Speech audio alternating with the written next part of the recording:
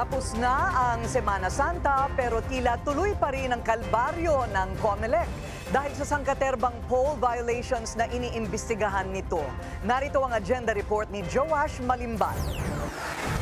Katatapos lang ng Semana Santa, patong-patong na election violations na agad ang iniimbestigahan ng Commission on Elections. Sa Quezon City, tinitingnan ng COMELEC ang posibleng kaso ng vote buying matapos makarating sa kanila ang isang insidente kung saan namimigay umano ng cash card na may lamang 2,000 pesos ang isang congressional candidate. Isang party list group at 3 local candidates ang under investigation din matapos umanong mangampanya sa social media noong Monday, Thursday at Good Friday. Ayon kay COMELEC Chairman George Garcia, mayroon pa umanong vote for sa ilang post ng mga kandidatong ito sa kabila ng paulit-ulit na paalala ng poll body. Bawal ang campaigning sa Monday, Thursday at Good Friday. Meron po dyan, nagkampanya gamit pa rin ang kanila pong social media accounts.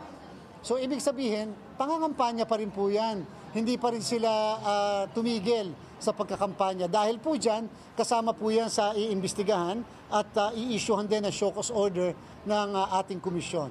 Nasa mahigit 100 kaso na ng vote buying ang kabilang dyan ang consolidated reports mula sa iba't ibang parte ng bansa. Nasa 8 show cause orders na rin daw ang ini-issue laban sa mga lumalabag sa anti-discrimination guidelines at malaki raw ang posibilidad na badagdagan pa ito sa mga darating na araw.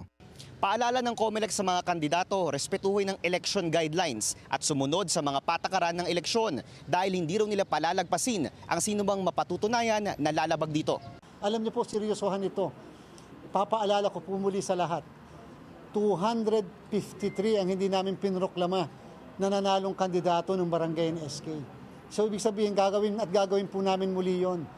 Sapagkat pag hindi namin naman kayo pinroklama, saan kayo basta pupunta?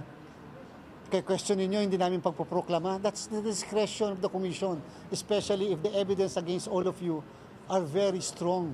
Samantala, opisyal nang inilunsad ng COMELEC ang Random Manual Auditing Committee sa Pasay City. Kabilang sa mga magiging parte nito ang Department of Education, Philippine Statistics Authority, Philippine Institute of Certified Public Accountants at ilang election watch groups tulad ng NAMFREL, PPCRV at Lente. Ayon kay Chairman Garcia, added layer of verification ang random manual auditing ng mga boto upang masiguro ang integridad ng halalan. Ikukumpara kung pareho ang electronically transmitted at ang manually counted results sa randomly selected 762 clustered precincts para sa local elections at sa online voting posts naman sa overseas voting. Magkakaroon ng auditing team sa mga clustered precinct na bubuuin ng mga public school teacher at trained electoral board members. Magsisimula ang random manual auditing sa May 13, isang araw matapos ang mismong election day. Para sa agenda, Joash Malimban, Billionaire News Channel.